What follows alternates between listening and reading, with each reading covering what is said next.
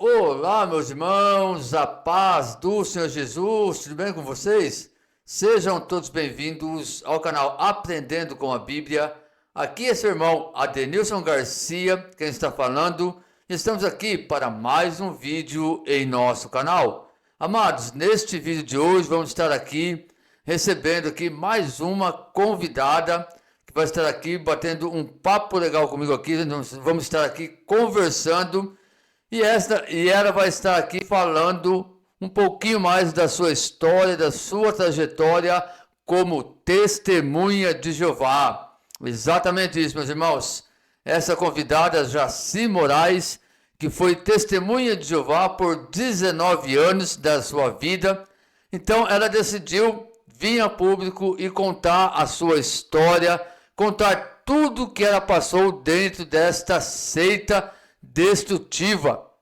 Uma seita que, para quem vê de longe, é algo inofensivo, realmente é uma organização religiosa, mas para quem, irmãos, já passou por lá, para quem realmente já foi membro desta organização e hoje está fora, está livre, sabe o quanto perigo que essa organização, que esta seita, ela traz para a sociedade, não somente a sociedade brasileira, mas a sociedade mundial. E é por isso que hoje nós temos aí, alguns países que estão excluindo esta organização, de seus respectivos países, tendo ela como uma organização extremista e não uma organização religiosa. Só isso, irmãos, já difere aí para vocês, o perigo desta organização, desta seita. Então nós vamos aqui ouvir a história da nossa irmã, uma história aqui de muita luta, muita batalha, uma mulher guerreira, batalhadora, que lutou pelos seus princípios, pela sua dignidade, pela sua honra contra essa organização. E depois de muita luta, meus queridos, muita luta mesmo, ela conseguiu aí perseverar até o final, tendo esperança que ela ia se libertar deste mal, e assim aconteceu, Ela se livrou dessa seita, se libertou desse mal, hoje está tendo uma vida digna, uma vida normal, não presa dentro de uma religião. E é assim, irmãos, uma história que vai impactar a tua vida. Então fique até o final desse vídeo, conheça a história da nossa irmã. Eu tenho certeza que vai ser bênção de Deus para a tua vida e você vai poder conhecer um pouquinho mais desta seita destrutiva. Antes de nós irmos para o vídeo, meus queridos, já quero pedir para você não esquecer de se inscrever no canal, ativa também aí o sininho de notificações, para que assim o YouTube te notifique todas as vezes que tiver conteúdos novos aqui, e assim você não perde nada do que acontece no canal. Também deixa aí o seu comentário e compartilha este vídeo para mais pessoas. Meus irmãos, é muito importante, vocês passar por esse processinho aqui que eu acabei de estar para vocês, porque além de estar ajudando aqui o canal a crescer e continuar a expor essas seitas destrutivas, a continuar a combater os falsos profetas, e é claro, irmãos, também continuar trazendo aqui pregação do Evangelho, trazendo aqui ensinos bíblicos. Então isso é muito importante para o canal. E rapidinho você faz isso, é gratuito, não custa nada. E com o seu compartilhamento, você não vai estar ajudando apenas o canal, mas também vai estar ajudando outras pessoas que vão estar assistindo esse vídeo, que vai estar conhecendo esta seita e também vai estar aí se libertando, se livrando deste mal. Tá bom, meus queridos? Fica então um recadinho para vocês e também você que pode, já apoia aqui o nosso canal, sendo membro do canal por apenas R$ 4,99, um valor simbólico, eu acredito aí que não vai pesar no bolso de ninguém, e assim você vai estar nos apoiando, fazendo com que esse canal venha crescer ainda mais. Também vai ajudar a estar trazendo aqui, meus irmãos, conteúdos com mais qualidade para você, Por que eu falo isso, meus irmãos? Porque vocês sabem que esse trabalho aqui a gente precisa de equipamentos de primeira linha, para que assim os conteúdos fiquem com qualidade boa, para vocês apreciarem tranquilo, numa boa. E nós que fazemos trabalho, nós temos que estar sempre renovando aí, né, os nossos equipamentos, né, comprando um microfone mais adequado, comprando aí uma câmera mais adequada, enfim, são ferramentas, né, necessárias para o nosso trabalho. Então é por isso que eu peço esta ajuda, esse apoio para vocês, né? De maneira alguma vocês vão ver eu pedindo Pix aqui no canal, porque eu acredito que, pelo menos para mim, não convém eu estar aqui pedindo Pix para vocês, até porque eu não vivo do canal, eu tenho meu emprego, minha esposa também tem o emprego dela, e graças a Deus, né, nós conseguimos aqui nos adequar bem, né, com o nosso salário, nosso emprego. Então essa ajuda, esse apoio que eu peço para vocês, meus irmãos, que o YouTube, ele nos dá essa oportunidade, né, de adquirir, vai ser de uso exclusivo para o canal. Conforme vocês vão apoiando o canal, vão ajudando e eu consigo aí receber a monetização do canal, eu vou usar exclusivamente para estar trazendo melhorias para o canal. Para vocês terem uma ideia, o canal é monetizado? Sim. Porém, meus irmãos, até o momento, né, eu ainda não recebi nada do YouTube, justamente por questão de não ter atingido ainda, né, o valor adequado que o YouTube ele exige, que é $100. Né? Um canal pequeno, para chegar nesses $100 aí, demora bastante. E é por isso que eu peço aqui, né, o apoio, a ajuda de todos vocês. Tá bom, meus queridos? Agora, sem mais delongas, vamos para o vídeo e vamos conhecer aqui a história da nossa irmã Jaci Moraes.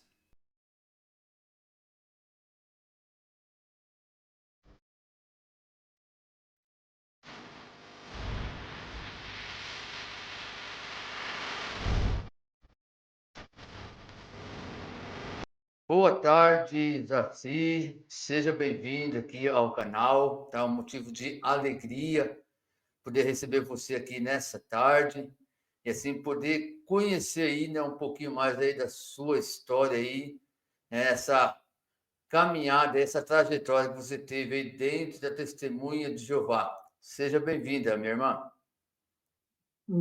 Boa tarde, Adenilson e aos espectadores do seu canal. Igualmente, é um prazer também estar aqui, a contar um pouco, resumidamente, né? Porque oficialmente fiquei 19 anos na seita, fora descontando a época inativa e a época que eu estudei e voltei, e parei com o estudo e voltei de novo, enfim, somando deu mais, claro, bem mais de 19, deu uns 22, 23 anos ou mais até, mas enfim, mas é um prazer estar aqui também. Maravilhas. Jaci, então, começa falando para a gente aí como você teve, né, o conhecimento aí dessa organização e quando você iniciou, né, seu estudo com eles para poder fazer parte da organização. Bem, eu nasci e me criei como católica, nunca fui praticante, né? Eu nunca me, assim, senti uma identificação com a católica, enfim, por causa de N coisas ali, né? Não achava certo, por exemplo, você confessar seus pecados para um padre, né? Para um homem perfeito como qualquer outro, e a idolatria, uma série de fatores. Mas aí, quando eu tinha, na casa dos 10 anos de idade, o meu cunhado, ele teve acesso com as testemunhas de Jeová, e através dele eu tive acesso a um livro. Não sei se você já ouviu falar, mas o pessoal, provavelmente, as testemunhas de Jeová mais veteranas, já conheceram esse livro, que é chamado, na época, Livro Bombo Azul. É o livro A Verdade que Conduz à Vida Eterna. Eu li a maior parte daquele livro, eu tinha uns 11 anos, e li aquele livro e achei que parecia fazer lógica, fazer sentido, sabe? E eu, desde jovenzinha, desde criança, eu me questionava, lá com 7, 8, 9 anos de idade, já me questionava por que tanto sofrimento, de onde a gente veio, para onde que vai, enfim, se existe vida depois da morte, aquela coisa toda.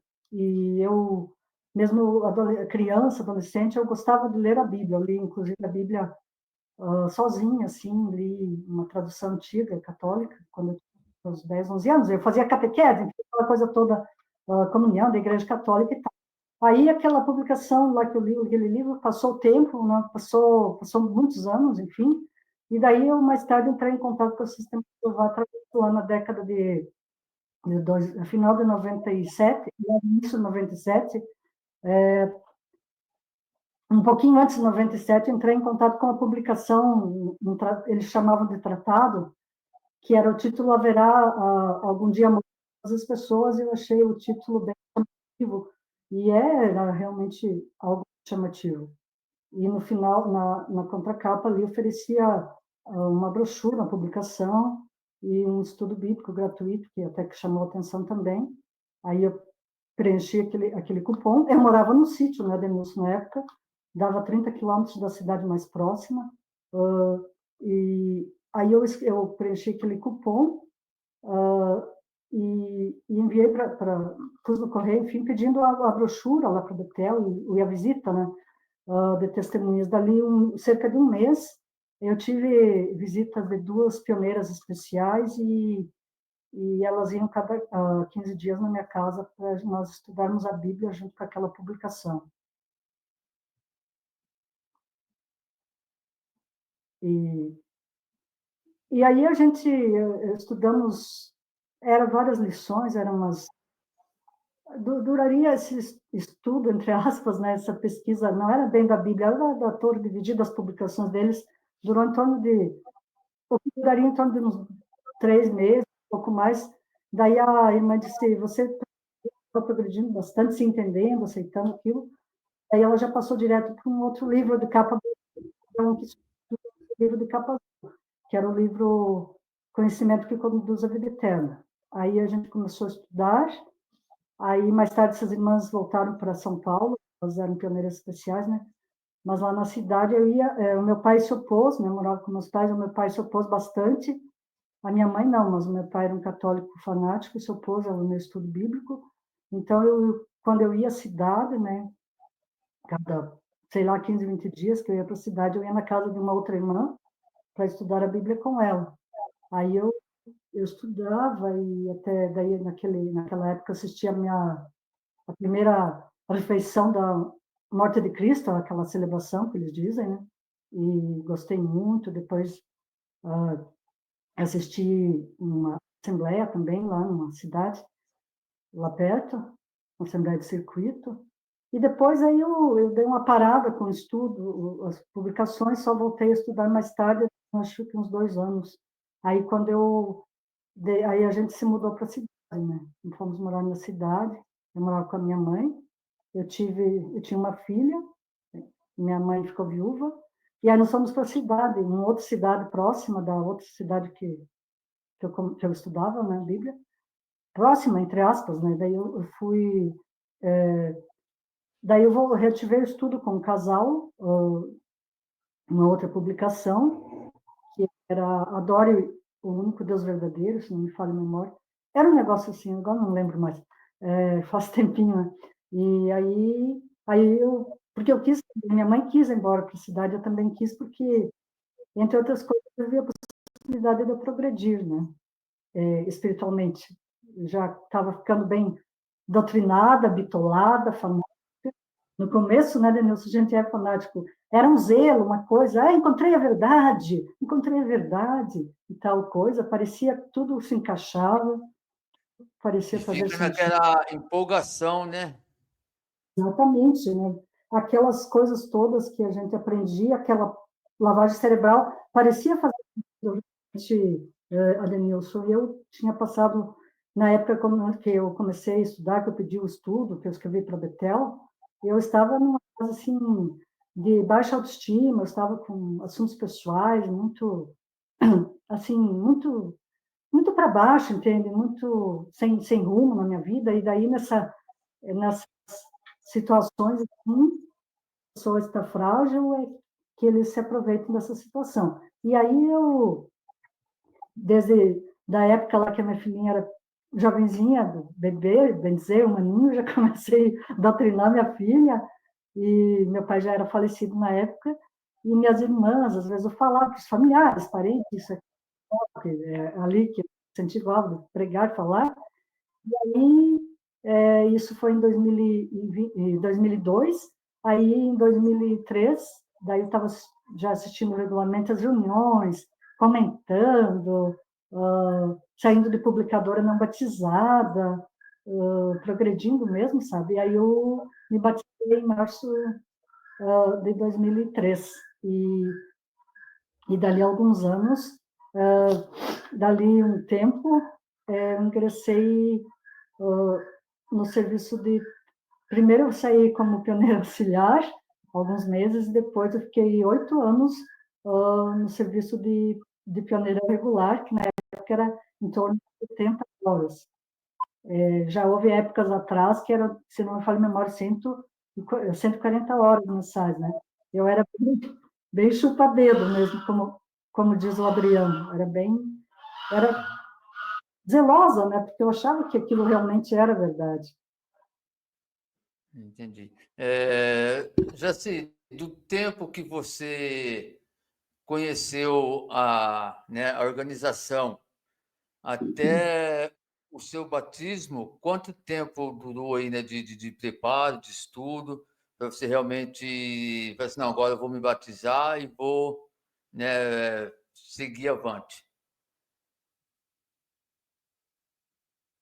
Em torno dos 4, 5 anos, entre o estudo, eu estudei um ano e pouco, 2 anos, depois parei, né, porque daí eu já tinha estudado, enfim, acabado a publicação, isso e aquilo, e mesmo não estudando, eu procurava ir fazendo ajustes, né, como eles dizem, né, fazendo mudanças na vida, nem tão difíceis, né, por exemplo, aniversários natalícios era uma coisa que eu nunca assim vi, como, tanto fez como tanto faz, e Natal, por exemplo, é uma data que, o Natal, Denilson, era uma data que me deixava muito deprimida, porque geralmente eu nasci numa família que meu pai era uma pessoa muito briguenta, violenta, narcisista, então ele maltratava muito minha mãe, e né, verbalmente, enfim.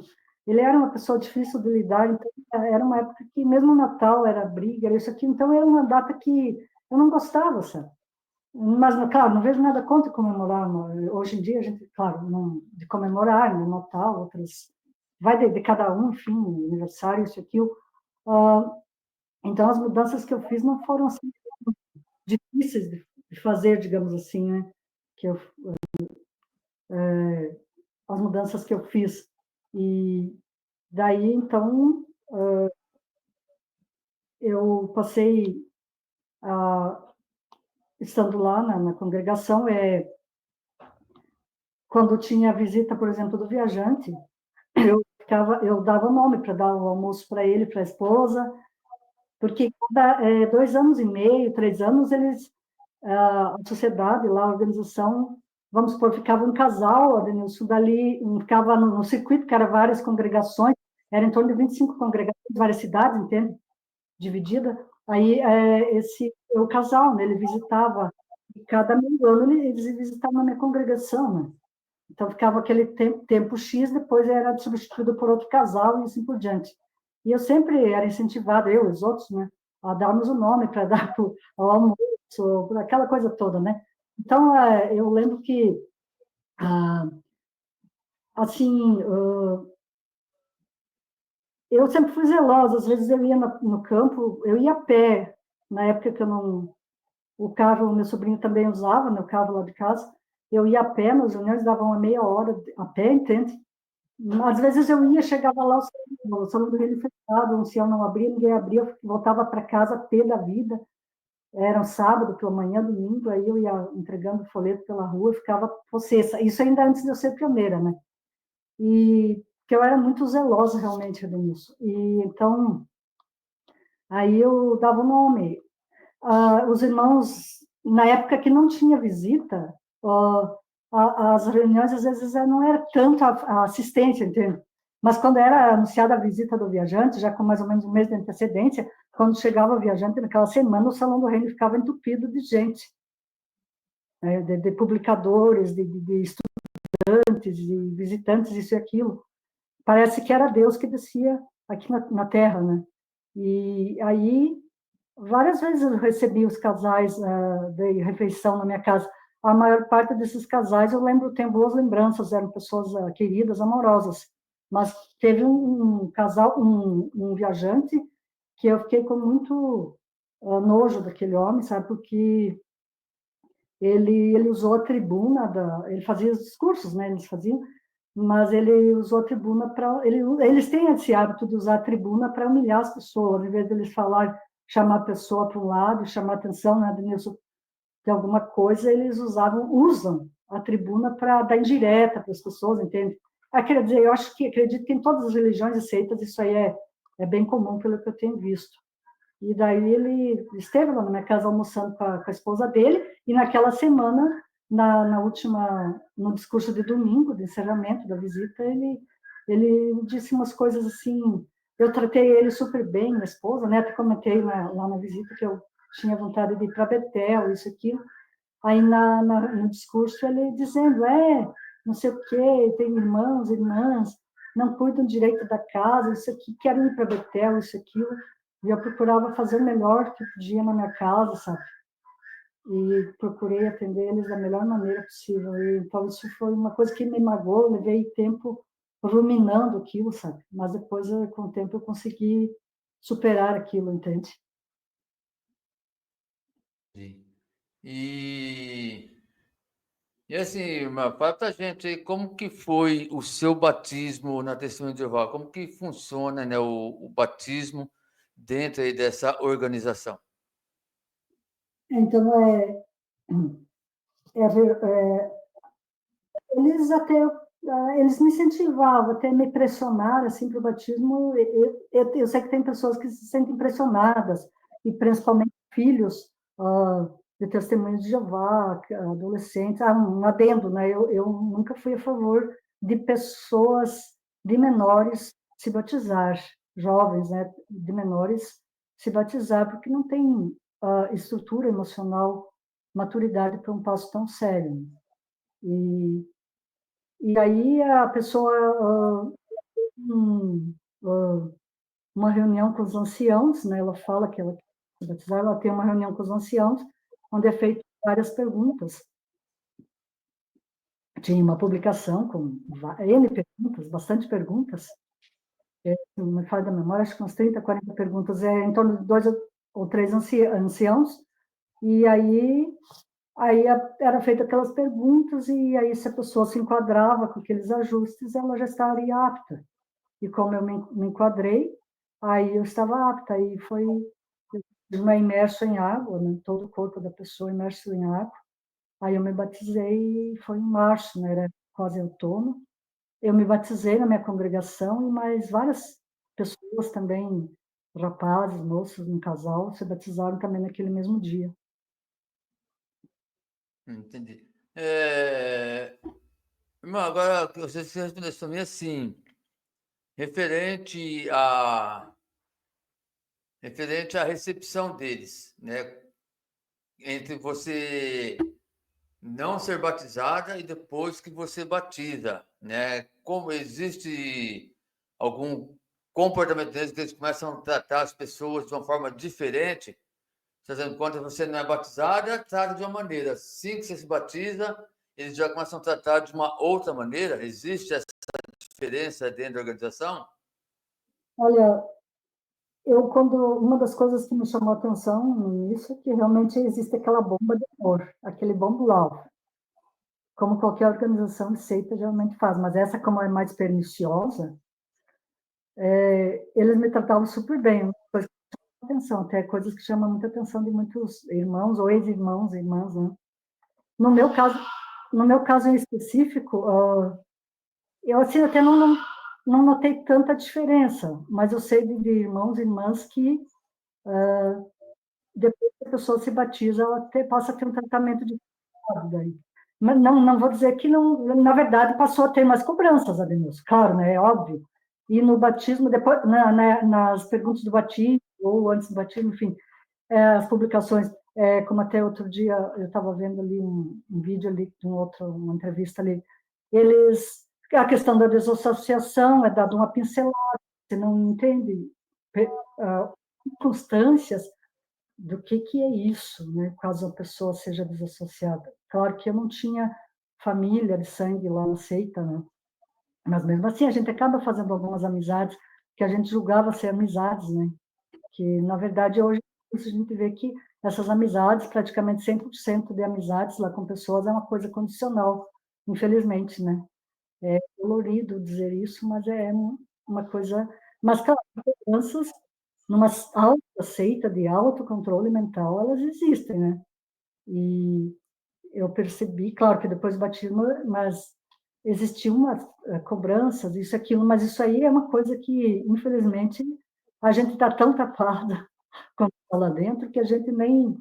Até acha, alguns até acham relativamente normal. Eu não tive, assim, tantos problemas, né, nessa questão de tantos assim, problemas de ficarem pegando no meu pé, isso e aquilo, né? Porque eu era bem bitoladinha mesmo e procurava fazer as coisas bem certo. Mas eu sei que muitos irmãos e irmãs passaram muitos perrengues nesse tipo de situação, porque qualquer coisinha, sabe, aquela implicância, aquela. E, na verdade, por eu ser bitoladinho, né? Claro, lá dentro, isso é como se você estivesse pisando em ovos. Embora às vezes tinha coisas que você não concorda, você às vezes geralmente tem que guardar para ti, porque lá na seita não se pode questionar, né? Porque é o FBI, é um cuidando da vida do outro, infelizmente, né? E muita fofoca também. Entendi. E assim, então, de acordo, né, com o que você me falou, você então acredita que realmente dentro da organização existe, né, um domínio, né, da liderança, né, um domínio emocional e também mental, né, realmente, vamos dizer assim, uma lavagem cerebral que eles fazem, né, nas pessoas que frequentam o salão, é isso? Ah, sem dúvida, Vinícius. Por exemplo, não é uma coisa, digamos assim, eles dizem que Deus ama o dador animado, quem dá com alegria, e cada um faz aquilo que pode, e usa aquelas ilustrações, né, bíblicas de que cada um faz conforme as suas circunstâncias. Na teoria, nas tribunas, nos discursos é assim, mas na prática, se você fica, vamos supor, a média do país na época, eu acredito que seja, apesar que já fizeram mudanças, né?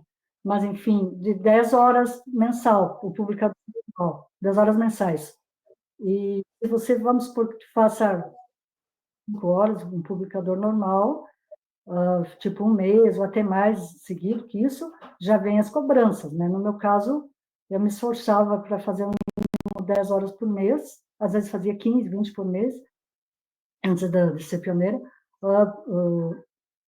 para justamente também não ficar aquela cobrança, né? Mas, e que na verdade eu era zelosa, né? Bitolada, fanática. Mas geralmente teve uma época que eu fiquei mais na metade para o fim, ele fui ficando meio desanimada, e aí as minhas horas diminuíram um pouco, sabe? Mas aí, na época, não era mais pioneira, porque eu fiquei 8 anos no serviço de pioneira regular. Mas eu percebo, sim, que existe essa cobrança. Até eu tive uma época uma visita dos anciãos, depois que eu deixei de ser pioneira, né? Que eu não, né, daí eu fiquei, eu acho que uns 2 anos sem conseguir abrir estudo bíblico, que era, na verdade, existe muita cobrança de você abrir estudos bíblicos a custo, entende? Aquela cobrança, eu senti isso, praticamente 100% dos publicadores, seja publicador, pioneiro, é essa cobrança massiva, você abrir, angariar mais chupa-dedos para é aquela cobrança, né, de você abrir revisitas, abrir estudo de qualquer jeito, a ferro e fogo, mesmo que seja só um estudo. E então eu fiquei, eu acho, quase uns 2 anos sem conseguir abrir estudo. E aí os anciãos me visitaram, e aquela coisa toda, né, que elogiaram, e depois já veio as cobranças, que a irmã faz o que é o melhor, não sei o quê, mas deveria a irmã tentar abrir os estudos bíblicos, isso e aquilo. Eu expliquei, né, que o pessoal, a maioria ouvia por educação, por amizade, as pessoas, né, cidade pequena, mas não é aquela coisa de querer estudar, de querer, entende? A gente fazia, como é que a gente vai obrigar as pessoas a estudar a Bíblia, né? Não, todos têm o seu direito de não querer, e na pregação eu sempre fui bem tratada e tudo, sabe? O pessoal, os moradores eram pessoas muito assim, hospitaleiras, mas aí teve muita cobrança nesse sentido. Aquilo ali é bem irritante, sabe? Entendi. Da sua família, foi só você mesmo que foi testemunho de Jeová? Ou teve mais alguém no caso, você e sua filha, né? Que você tinha uma filha, que na época você tinha um nenenzinho, né? E aí a sua filha, ela cresceu junto com você dentro do Testemunho de Jeová? A sua mãe foi Testemunho de Jeová também? Ou foi só vocês duas mesmo? Na minha família, só eu que fui. A filha ia comigo nas reuniões até os 12, 13 anos, e, e até ela era tímida e tal, mas depois, lá com os 11, 12 anos, saiu da publicadora, mas às vezes era bem sarna, assim, sabe? Eu pressionava ela para... A gente desincentivava, mas na verdade a gente pressionava um pouco para ela sair do publicador, isso aqui. E só que eu pensava comigo até falar para ela, né, na questão do batismo, não, né? Eu jamais, como eu falei para ti, eu não acho certo o menor se batizar, por maturidade. Até que lá na minha antiga congregação tinha um casal de irmãos, ele era servo, depois ancião, é a mulher pioneira. Os filhos se batizaram antes, um tinha 13, outro 16, não lembro. Dali um tempo, um foi desassociado ao motivo. E os pais pressionavam bastante para ele se batizar, entende? Então, a gente estava vendo um monte de exemplos nesse sentido, e eu não queria isso para minha filha. Aí, com 12 anos, 13, ela não quis mais ir. Até esse mesmo casal, esse ancião, que na época era ancião, um dia eu fui na reunião, estava com enxaqueca, fui só eu, e a filha não foi. Aí ele perguntou alguma coisa que ela não foi. Aí eu falei, né? Aí ele disse que, e talvez pelo fato de eu ter sido mãe solo, né? Me esforçava o que eu podia, o melhor que eu podia, porque que os filhos governam os pais, que ela estava me governando, não sei o que, ele foi, não sei o que, ele foi bem estúpido comigo. E aquilo, em vez dele me elogiar pelos meus esforços de ter criado ela bem, da melhor forma possível e tudo, aquilo me magoou muito. Aí eu fiquei até metade da reunião, fui embora para casa, fui tomar um banho e chorando debaixo do chuveiro, sabe? Eu fiquei muito magoada com ele, com aquela situação. Aquilo lá me machucou muito. Eu levei muito tempo para conseguir digerir aquilo, porque eu me culpava de a minha filha acabar não aceitando entrar na seita também, né? E hoje eu dou graças ao universo que ela não se batizou nessa seita maligna, porque hoje eu não sou mais testemunha de Jeová, não me considero mais, e se ela fosse, estivesse dentro da seita, talvez a gente não pudesse ter contato. Entendi. E a sua mãe, ela chegou aí com você na Testemunho de Jeová também ou não? Ou aí ficou só você mesmo? Minha mãe assistia ela às vezes, minha mãe era uma pessoa muito querida, hospitaleira, amorosa. Ela às vezes ia, ela gostava, os irmãos tratavam ela muito bem também. E ela, mas era sagrada conosco da celebração da ceia, ali, a refeição noturna de Jesus, né? E, e minhas irmãs, uma delas, né, ia assistir, e teve meu sobrinho, né? E era criado, meu meio-irmão, criado da minha mãe, que também assistia às reuniões. Inclusive, ele estudou tempo com as testemunhas de Jeová. E ele quase se batizou. Agora eu soube que há um tempo atrás ele voltou a estudar de novo, né? Ele estudava e parava, estudava e parava. E a ex-esposa dele também estudou. E um pouco, acho que porque eu era bitoladinha de ficar, né, enchendo eles para estudar, isso, aquilo. E daí, mas não, eu não falava por mal, claro, né, Denilson, mas era aquilo que eu acreditava. Compartilhava as coisas com eles e falava isso, aquilo que a gente aprendia. E a minha sobrinha, hoje está com 18 anos quase, ela, alguns 4, 5 anos atrás, ela também estava estudando com um casal lá na antiga congregação e saindo como publicadora não batizada. E nesse tempo eu já estava cada vez mais com o pé atrás, e da pandemia para cá, né? Já estava cada vez mais descontente com muita coisa. Aí, depois ela desistiu, sabe? Também, não se batizou, felizmente. Mas na minha família só eu Bem, né? mesmo, que estava mesmo dentro da seita. Entendi. E, Jaci, conta um pouco para nós, então, aí sobre, né, e a sua trajetória, né? Você ficou 8 anos, né, como publicadora, né, regular. Fala para nós aí como foi, né, e essa trajetória sua aí como publicadora dentro da Testemunha de Jeová. Eu, na realidade, tenho boas lembranças desse tempo, assim, porque aí eu e uma outra irmã fomos fazer um curso, tinha esses treinamentos, né? Na época era 15 dias, depois, mais tarde, dali a alguns anos, eles modificaram para uma semana. Algumas publicações também, depois eles modificaram para outra publicação de estudo, um livro.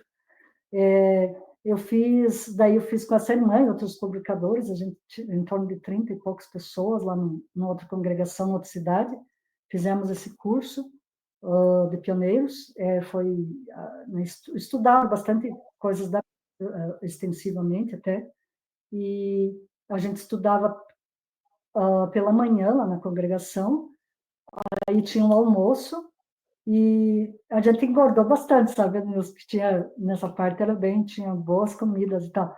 Aí a parte da tarde, aquilo a gente aplicava, fazia uns treinamentos pela manhã, e depois do almoço, uma e pouco, 2 horas, a gente saía nas quadras, lá perto do Salão do Reino, fazer a pregação daquilo que a gente tinha feito, uns treinamentos lá, entende? Que é feito. Que eles fazem cursos de oratória, como talvez você saiba, toda aquela neurolinguística para aplicar na pregação com as pessoas. E, e foi uma época que, nesse meio tempo, eu também fiz um curso de língua de sinais, de Libras, lá na outra cidade, com outras irmãs e irmãos, né? Daí, porque na nossa cidade tinha alguns surdos, mudos. Foi bem legal essa parte, eu aprendi um bom pouco de língua de sinais na época. Agora eu estou meio esquecida, né? Tem uma publicação que ensina língua de sinais ali e tal, e a gente fez esse curso, era todo final de semana, a gente se deslocava até essa outra cidade fazer, e durou uns 2 meses mais, e a gente fez amizades e tal, né? E, enfim, eu conheci várias congregações, né, nessa época, e a gente participava muito eu nunca perdi assembleia e congresso, né? Assembleia 2 vezes no ano, congresso uma vez no ano, bem bitolada mesmo. E, e daí, então, eu gostava, né, desse trabalho. E nesse período também que eu estava de pioneira, a Denilce, eu ajudei em algumas construções de salões do reino, lá para a seita, né, lá para aqueles canalhas lá de Warwick. Eu ajudei em umas 4 construções de salões em várias cidades, inclusive na minha antiga congregação. Eu ajudava, maior parte eu ajudei no refeitório, fazer comida para os irmãos, para as irmãs, né, mão de obra grátis para a empresa. E uma coisa assim que, no meu caso, o serviço de pioneira, quer dizer, ele sempre com aquela ideia de escassez, de simplificar a vida, né? Porque essa Assembleia de Jeová tem que estar na miséria, na escassez, a maior parte, né? E os bem bons lá, os hipócritas lá, os canalhas do corpo governante, comendo caviar, né? Passando do bom e do melhor.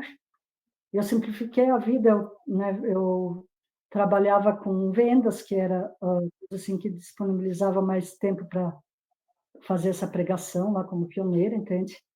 E assim, infelizmente, claro, a gente tinha abundância de alimentos em casa, tinha uma vida relativamente boa, confortável, entende? Mas só que eu, né, poderia ter tido outras oportunidades. Eu abri mão de coisas, né, por causa dessa seita, e inclusive eu abri mão até de uma pessoa, de uma pessoa que eu gostava muito, um rapaz, que ele começou a se interessar pela pela mensagem, até visitou a congregação e tal, né? Os irmãos estavam visitando ele, mas pelo fato dele não ser testemunho de Jeová, eu era pioneira na época, eu tinha vontade de dizer para ele que eu estava gostando dele, mas não tinha como, sabe? Né? Eu morria de medo, de pavor, de ser desassociada, de cometer imoralidade, e essa história de vir o Armagedon, aquele terror que eles metem na cabeça da pessoa. Então, nas minhas ideias, eu amo muito esse Deus aí, esse Deus criado, esse Deus Jeová, não sei o quê, não quero magoar esse Deus aí. E então eu abri mão, né? Embora lá na seita tivesse alguns pretendentes que não tivessem muito a ver comigo, né? Mas foram coisas que isso aí trouxe um pouco de dor, né? Depois a gente vai assimilando. Foi coisas que, assim, no aspecto geral, poderia ter muito desfecho, mas fazer o quê? Mas assim, você, diante disso, né, você chegou assim, a casar com o Testemunho de Jeová, ou o tempo que ficou na congregação você ficou solteiro? Como que foi isso aí? Eu fiquei muitos anos sozinha, solteira, e, e eu era bem jovem ainda, lá com uns 30 e poucos, 40 anos, e para homens também é mais difícil, mas mesmo para a gente mulheres, né, Denilson, a gente tem necessidade de ter alguém, ter carinho, enfim, série de coisas, né? Mas aí ficava aquela história do estado de solteiro, mas aí, por outro lado, daí tinha aqueles discursos, aquelas publicações, né? É melhor casar-se do que abrasar-se de paixão. E eu queria muito encontrar alguém, mas eu também era muito exigente, né? E aquela história de o pioneiro, de arrumar alguém que também fosse o servo ministerial, o pioneiro, como se fosse uma coisa, né? Ninguém é melhor do que ninguém, Denilson. Mas lá, infelizmente, eles colocam essas ideias na cabeça da gente e aí a gente fica a navios com essa lenga-lenga, né? E daí eu conheci alguns irmãos alguns publicadores, pretendentes, e até algum pioneiro, mas como tu vê, a pessoa, mesmo os varões, né, os homens, eles, alguns que são pioneiros, até pioneiros especiais, a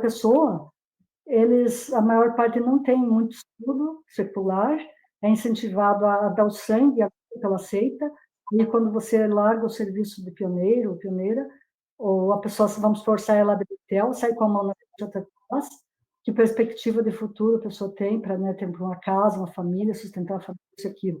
Então, não tinha, assim, às vezes é melhor sozinha também do que mal acompanhada. Eu tinha também outra ideia comigo, né? O fato de eu ser mãe solo, existia, a princípio, um certo preconceito lá, né? Machismo de mães solos, né? E, claro, ninguém é obrigado a querer casar, namorar um pai solteiro, uma mãe solteira, solo, enfim, né? Mas eu senti uma certa resistência nisso, né? Claro, vem embutido no pacote que é pessoas diferentes, com ideias diferentes, famílias diferentes e tal, né? E eu pensava, mas se arrumar alguém, o próprio ancião querido da minha congregação antiga, dizia, mas tem que ver, né? Não pode colocar qualquer pessoa, né? Tem a história da pedô, né? Eu pensava, eu tinha medo, né? Também de arrumar alguém que fosse um pedô e abusar da filha, né? Então, que era criança e pré-adolescente. Então, tudo isso também me fazia me refrear, né? Eu era exigente, assim, no sentido de que uma pessoa que não pudesse me dar uma certa estabilidade, né? Então, daí eu acabei ficando um bom tempo sozinha e mais tarde daí que eu arrumei uma pessoa, né? Que ele era indicador de uma outra congregação, outra cidade, e depois namoramos um meio ano só e acabamos casando, né? E só que depois a gente acabou se separando, né? Não houve traição, da parte minha nem dele, mas nesse meio tempo eu despertei, né, da neurolinguística, e o motivo principal da gente estar separados é por causa da seita, realmente, né? E, enfim, essas coisas tem coisas que realmente acontecem e não tem volta, né, Denilson? É verdade. E assim, você falou referente à questão aí, né, da PEDO, né? O tempo que você fez parte dessa seita, né? Na sua congregação, houve algum caso referente a esse aspecto de abuso, né, de menores ou coisa assim? Adenilson, foi bom você tocar nesse assunto, porque depois que eu saí da cidade, da antiga congregação, já faz 3 anos que eu vim embora de lá, e estou morando em outro lugar, no outro estado. Ah, há mais ou menos um ano atrás, eu fiquei sabendo de um ancião, inclusive eu fiz curso de Libras com a esposa e a filha dele. Na época, o curso foi em 2013, que a gente fez o curso de língua de sinais. E ele foi pioneiro, depois foi servo ministerial, depois ancião. E eles tinham um filho adulto já, né, que estava separado, tinha filhos, morava numa outra cidade. E aí tinha um casal de filhos, esse filho desse irmão. E aí eles resolveram ficar com a guarda das crianças, porque os pais tinham se separado, o filho deles, né? E daí o menino e a menina foram morar com os avós. A menina era um pouco mais velha, em torno de uns 9, 10 anos, o guri tinha, na época, uns 5 anos. Hoje a menina deve estar com uns 15, 16 anos, o guri é mais ou menos essa faixa aí. Mas a menina, adolescente, eu fiquei sabendo, inclusive essa pessoa, ele foi repreendido e perdeu a credencial. Mas eu fiquei sabendo por vias bem sérias, de pessoas sérias. A própria menina, essa menina, na época, ela tinha uns 12, 13 anos, já faz que aconteceu isso em torno de uns 3 anos. Ela falou com um familiar meu e disse, um familiar meu de sangue, e se queixou, que também participava das reuniões lá, né? Se queixou sobre isso. Aí você acredita, naquele ele assediou ela, o avô, que os netos estavam morando com esse avô e avó, né? Com esses irmãos. E ele assediou ela, mesmo que não tenha sido, a gente sabe que não tenha sido o abuso em si de acontecer, vamos supor, a penetração, mas já passar a mão, a olhar atos lascivos, isso já é um abuso, não é, Denilson? E ela se queixou para a avó dela, e a avó dela não acreditou, e como a menina também tinha um pouco de, tipo uma dislexia, assim, sabe? Aí disseram que a menina estava louca. E lá nessa cidade tem um lar, um abrigo de meninos e meninas problemáticas, entende? Tem psicólogo, tem dementores lá que atendem lá esse abrigo. Colocaram a menina lá nesse abrigo. Até a mãe dela, de sangue, recuperar a guarda dela. Não acreditaram na menina, a menina já era batizada, foi desassociada, ele perdeu o cargo de ancião, mas já há um tempo X estou sabendo que voltou a pregar, né? Estava pregando. Então foi um caso me deixou bem chateada, bem triste na época, né? Porque eu estava na casa deles, eles faziam um churrasco, convidavam os irmãos, a gente se confraternizava. Ele era um irmão zeloso, amoroso, acima de qualquer suspeita, Admilson. Ele era bem bitolado, sabe, tanto ele como a esposa, e eu não, sinceramente, não esperava isso dele, né? E a menina foi tratada como louca, e a vítima, né, foi ostracizada, e o Bambambam está de boa lá. Ou seja, né, como sempre acontece, né, dentro dessa seita, né, as vítimas sempre são as culpadas, né? Exatamente, Eles, né? eles sempre dão um jeitinho para abafar o caso, né, para proteger, né, o abusador, né, para quê? Para não escandalizar a organização. Para E não a sujar o nome das vítima, pessoas. ó, né, a vítima que se dane, né? A vítima sempre é culpada, né? É isso que deixa mais impressionado, né, Jaci? É isso que realmente deixa a gente revoltado, né, com essa situação, né? E daí, né, não quer, eles não incentivam de procurar a justiça, enfim, a polícia e tal, né? E, enfim, tá chovendo aqui, tá chovendo pra caramba, começou a chover de novo. Mas são coisas que acontecem, infelizmente, em qualquer... mas a maneira como se trata desses assuntos é que tem a ver, né? Mas são coisas que acontecem em todos os âmbitos da sociedade, né, Denilson? Infelizmente, isso acontece. E isso, né, isso a gente sabe, né, isso aí é crime, né, isso aí não tem nem que, né, pensar o coisa ao contrário, isso aí é crime e tem que ser denunciado para a polícia, né, essa é a realidade, né, só que eles, né, para poder defender, né, a placa, né, defender a organização, defender lá o corpo governante, né, eles pegam, eles abafam o caso, né, eles colocam umas regras que é impossível, né, dessas regras ser alcançadas, né, para poder punir, né, o abusador, né? Porque eles colocam lá, né, que a vítima tem que ter duas testemunhas oculares, né, para poder denunciar a pessoa. Agora, como pode, você acha que um abusador ele vai abusar da vítima na frente de duas testemunhas? Não faz Né? sentido, Você né? acha que a vítima vai ter uma bola de cristal para adivinhar, né, que ela vai Hum, sofrer o abuso para trazer duas testemunhas oculares para ver ela sendo abusada? exato. Né? Então, você vê Inclusive, as regras que realmente já fazem de uma forma, né, para que sempre a vítima, né, acaba sendo a pessoa errada, né? Denilson, eu quando, assim, na minha infância, né, como eu falei, nasci como católica e tal, mas eu também, na minha infância, quando eu tinha mais ou menos uns 3 anos de idade, eu fui abusada sexualmente por uma pessoa. Não era da família, ele era uma pessoa que era peão do meu pai, e eu fui abusada repetidas vezes por essa pessoa.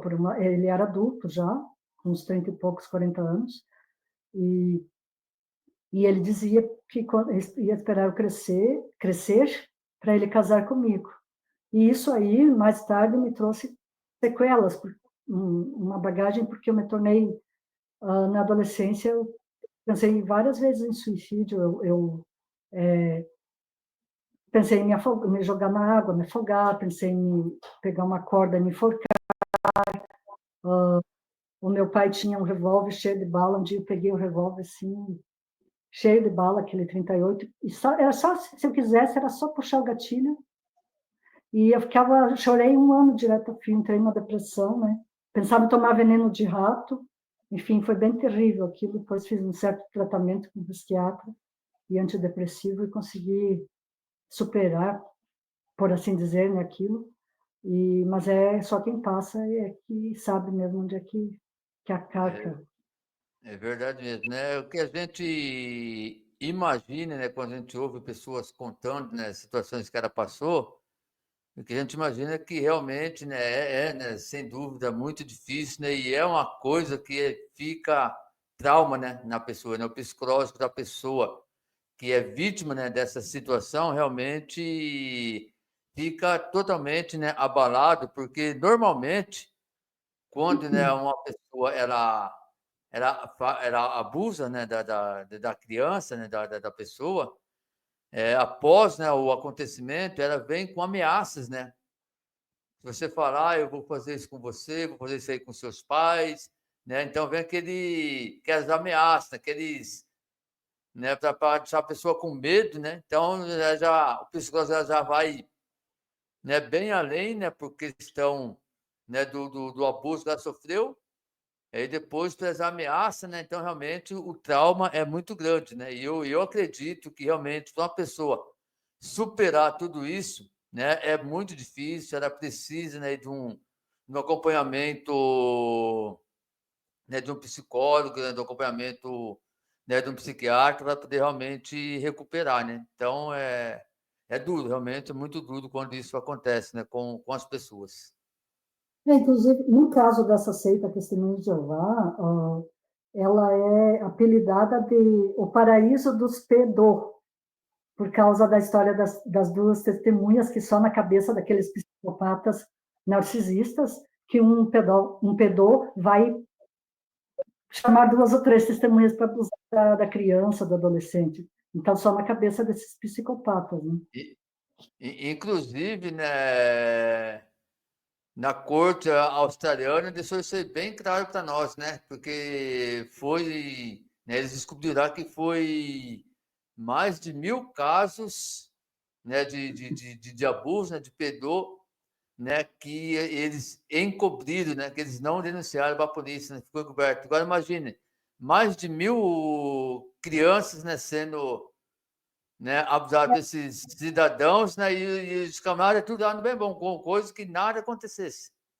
Era em outros lugares, durante essas décadas, como você talvez já ouviu falar, Bárbara Anderson, que foi uma chupa-dedo lá do corpo governante, e ela descobria aquele arquivo e tal, ela levou um choque, né, de toda a sujeira para debaixo do tapete, infelizmente. Né?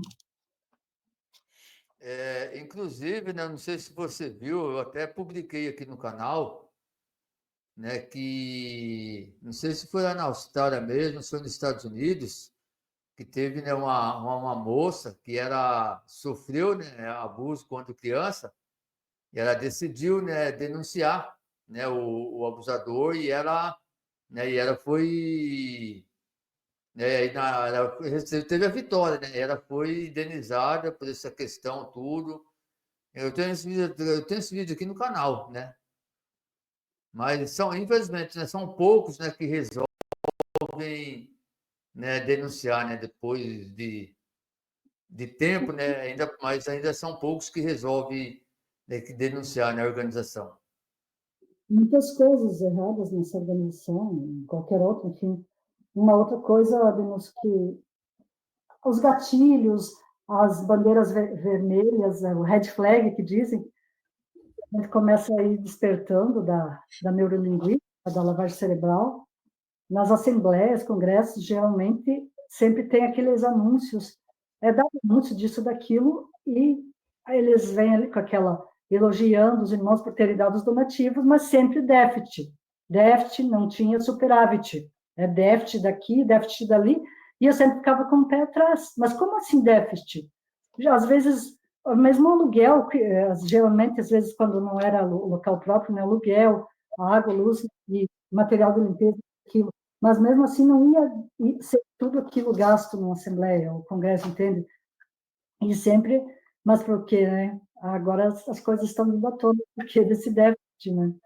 Os anciãos, que são as pessoas que são os esteios das congregações, os publicadores, pioneiros, no geral, são carta fora do baralho. A gente faz ideia dos bastidores, da podridão da seita, os anciãos, agora ex-anciãos, né, que estão expondo gerada aí nos canais no YouTube, de toda essa parafernália, de toda essa máfia asquerosa. E, inclusive, até uma coisa me chamou a atenção numa assembleia que eu fui em outra cidade lá em 2000, acho que era 2017, por aí, porque tinha as caixinhas de donativo para as pessoas fazerem os donativos, né? Aliás, falando em donativo, eu fiquei uns 7 anos sem dar donativo. Dos últimos anos para cá, antes de eu ter saído, parece que eu já estava com aquela, sabe, que não, eu não fazia mais donativo.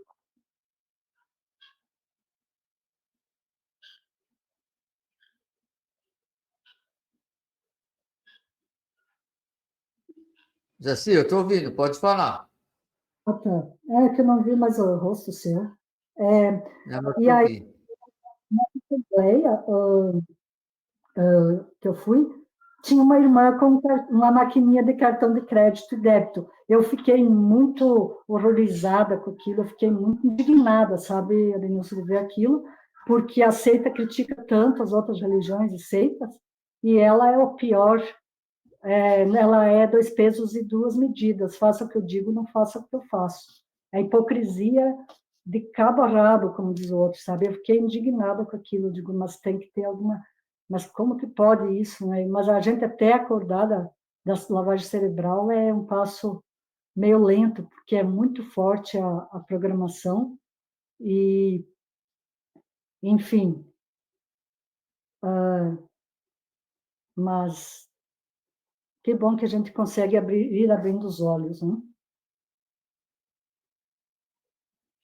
E no caso lá da seita, né, a princípio eu me culpava por os familiares não aceitarem a filha. Eu me culpava, né? Porque eu fazia o meu melhor. Inclusive, sem exagero, eu acho que eu estudei a Bíblia com 300 pessoas, mulheres, adolescentes, 300 pessoas nesse transcorrer que eu estava na seita. E que eu saiba, felizmente, ninguém se batizou. Na época eu ficava triste. Hoje eu ergo as mãos para o céu e agradeço, porque, né, não coloquei ninguém no caminho da destruição, uma seita que destrói famílias, que destrói casamentos, e, inclusive,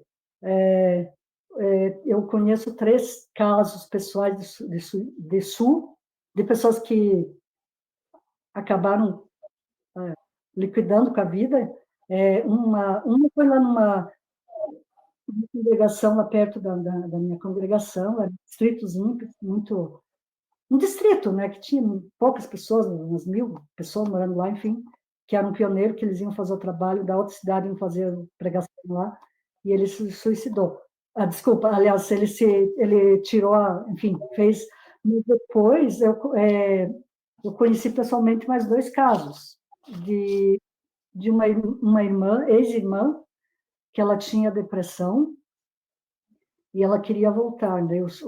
2 filhos, a nora, lá dentro da seita, e, enfim, ela errou lá, cometeu os erros dela, enfim, mas ela queria se redimir e tal, mas aí eu fiquei em choque quando eu soube que ela partiu dessa para melhor, essa irmã tão querida e amorosa. E na minha congregação, e essa irmã era de uma outra congregação, e na minha congregação, essa irmã eu cheguei a conhecer ela, entendeu? Ela visitava a congregação que eu pertencia. E na minha congregação antiga, pertencia, teve um jovem de 20 e poucos anos, que antes mesmo dele entrar na seita, ele já tinha depressão, né? E a mãe dele tem depressão, e o irmão dele acabou se batizando, se tornou pioneiro, depois ele passou a ser servo e ancião, aquela coisa toda. E ele, a família, enfim, ele casou, a esposa também pioneira lá dentro da seita. Esse rapaz, ele já tinha depressão, esse irmão dele, esse rapaz, já tinha depressão ainda antes dele entrar lá dentro da seita, né? Ele estudou, ele se batizou, enfim, ele, o irmão dele, a mãe dele, que também tem depressão, e só que eu fiquei sabendo há quase 1 ano atrás, mais ou menos, quase 1 ano já, ele também acabou não querendo mais viver, né? Por causa dessa depressão e provavelmente por outros motivos também que tem a ver com a seita, né? Porque lá tudo é restritivo, lá é muita cobrança, né? Você tem que pisar certo na linha, você tem que namorar só alguém lá de dentro, a vestimenta, enfim, falando em vestimenta, né, Denilson, uma coisa que eu nunca me engoliu, nunca engoli, é sobre a questão da pessoa, eles quererem que a pessoa não faça faculdade, no caso, os chupa-dedo da vida, né? Porque lá na sede, nos betéis, eles têm alguns que têm curso superior, né? Como é que vão, assim, no caso, engenheiros, advogados, essa coisa toda. Tem anciãos, né? 2 pesos, 2 medidas. Anciãos que têm curso superior, mas é aquela coisa parcial mesmo. Então, eu nunca concordei com aqueles discursos inflamados, querendo proibir, entre aspas, né? Eles não proíbem, mas dão a entender que sempre aquela coisa negativa sobre a faculdade. Um dos motivos é para a pessoa não abrir os olhos, né? Porque quanto mais conhecimento você tem, porque você não pode questionar, mas quanto mais você questionar, mais os seus olhos vão se abrir e você vai ver que você está dentro de uma ditadura, de uma seita maligna que quer controlar todos os teus passos da tua vida, até teus pensamentos. Eles querem controlar, sabe?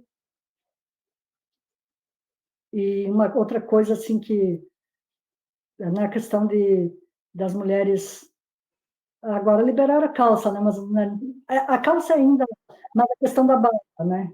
Eu sempre achei muito de barba.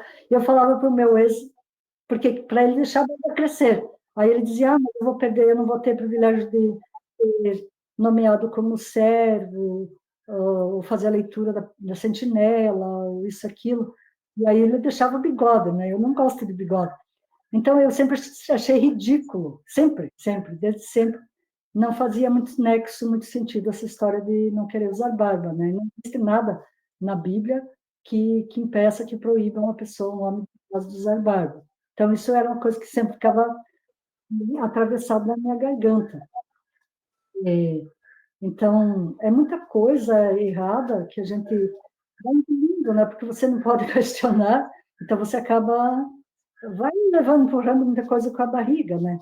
E, no caso, ajuda humanitária, vez por outra, quando tem esses grandes cataclismos, uma coisa que eu nunca, assim, não concordo, não concordei, de querer que você fazer uma ajuda, você tem que passar por toda aquela burocracia, de precisar de, de que o Betel, ou de que os anciãos, ou que outras pessoas aprovem aquela ajuda humanitária, um sacolão para os irmãos, ou isso, aquilo. Inclusive, na época da pandemia, teve muita coisa assim que, inclusive, outras igrejas, né, recebiam, assim, donativos, mas lá, nessas congregações, receber donativos para ajudar as pessoas que estavam precisando, jamais. Jamais. O tio Patinhas só pensa em dinheiro e o resto que se lasque, né?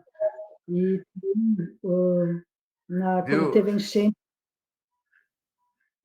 viu, sim, Jaci? Então, pelo que eu entendi, assim, só um exemplo, se você soubesse, né, de uma família, né, família dentro da TJ, você soubesse que ela estava precisando, né, de alimento, alguma coisa, se você quisesse doar uma cesta básica para essa família, você teria que conversar com os anciãos primeiro para depois fazer a doação, é isso? geralmente a orientação é essa, porque eles querem ter certeza de que aquela família está lascada, lascada, lascada. Mas claro que muitos irmãos e irmãs amorosos faziam isso sem o conhecimento desses anciãos lá. Imagine querer controlar para quem que você vai dar ajuda, né?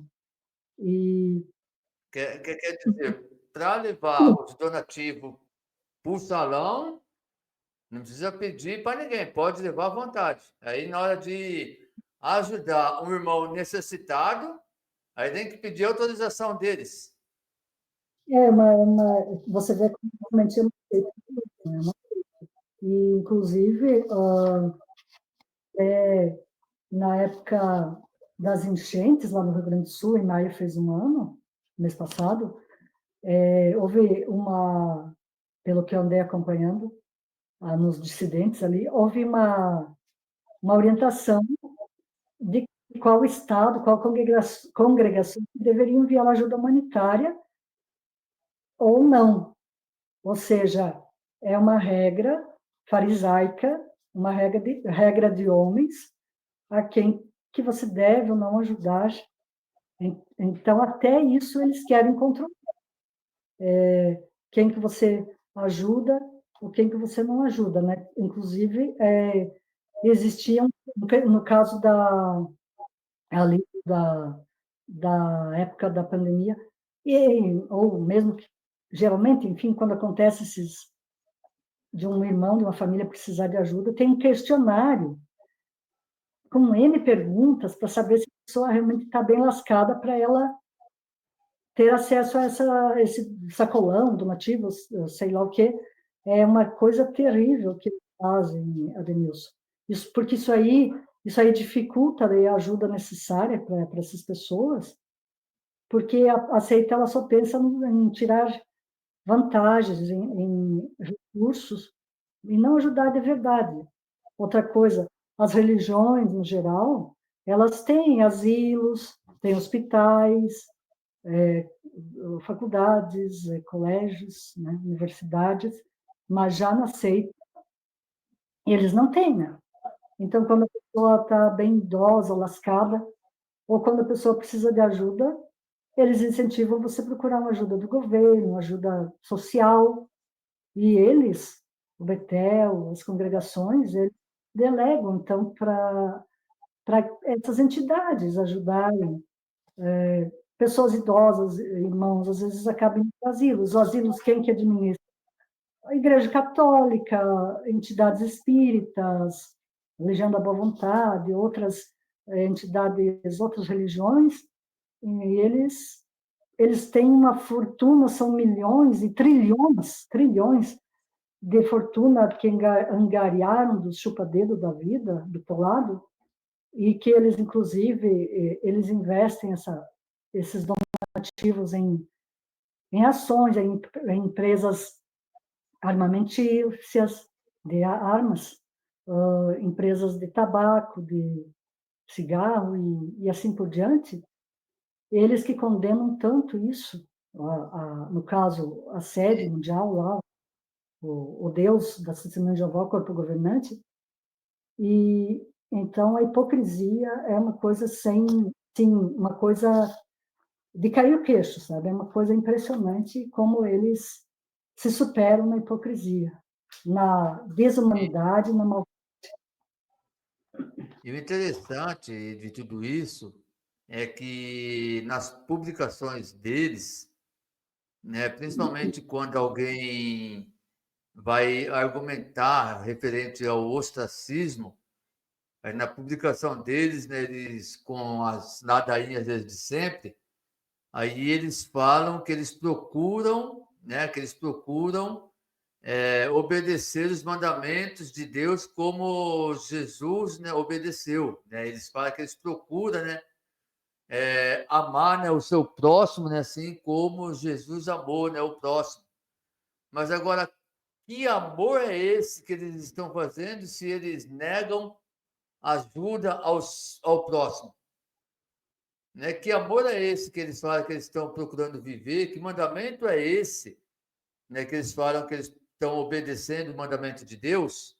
E nós sabemos, né, que Deus deixou dois mandamentos no Novo Testamento, que é amar a Deus sobre todas as coisas, né, de todo o seu entendimento, de todo o seu coração, e amar ao seu próximo como a ti mesmo. Agora, que mandamento que eles estão obedecendo se eles negam ajuda para o seu próximo? Cadê o amor para o próximo?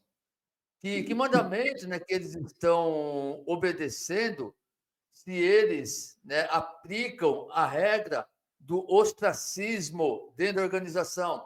E cadê o amor ao próximo? Cadê a obediência ao mandamento de Deus?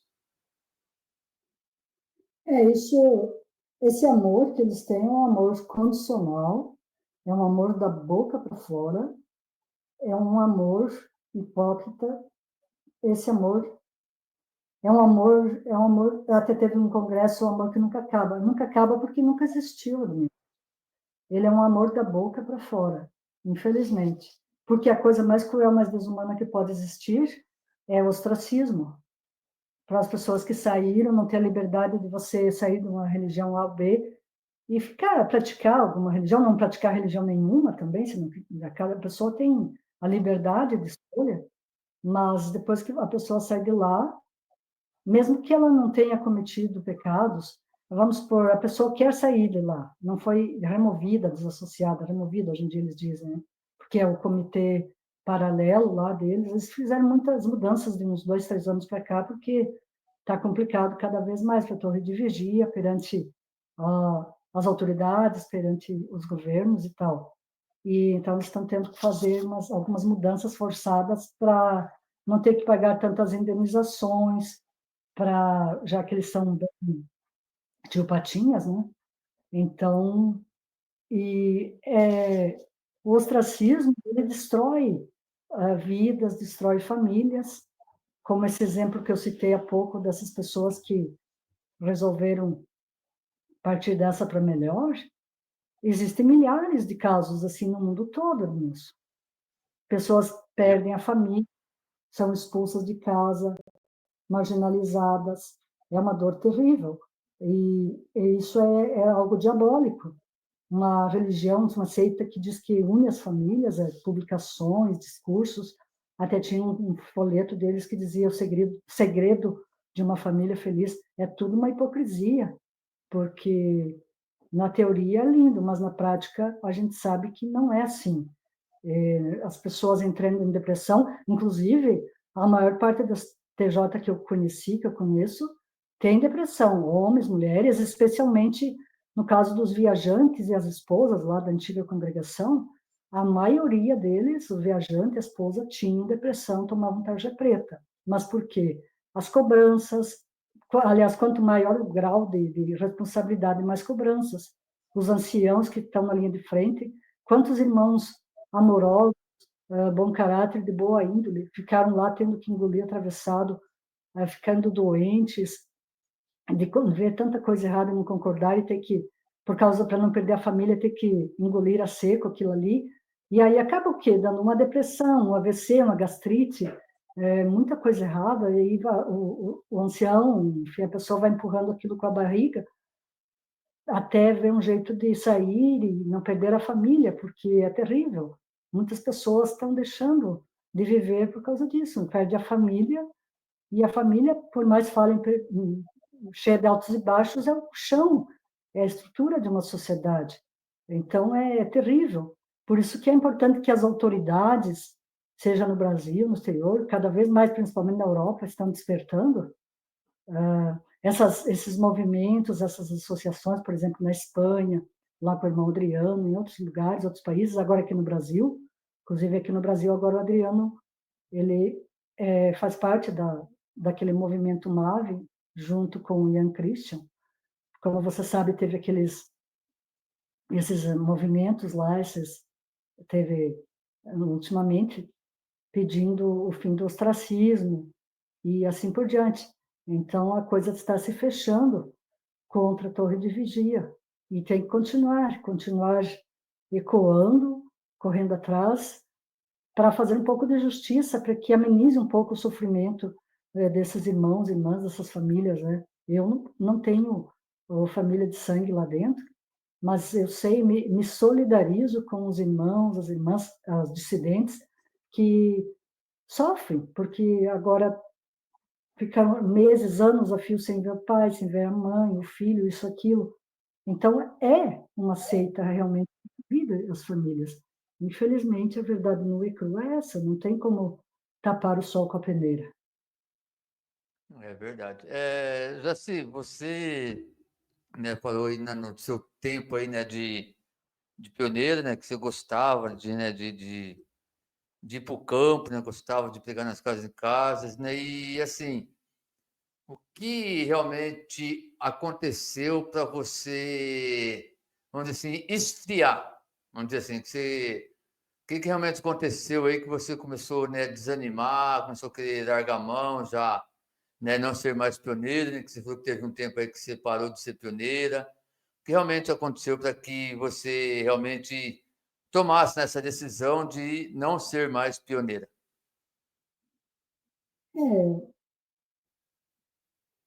É, a gente, no fim das contas, vai perdendo um pouco do encanto, vai cansando física, mentalmente, e se decepcionando, por mais pequenas que sejam as decepções das pessoas, é uma coisa acumulativa.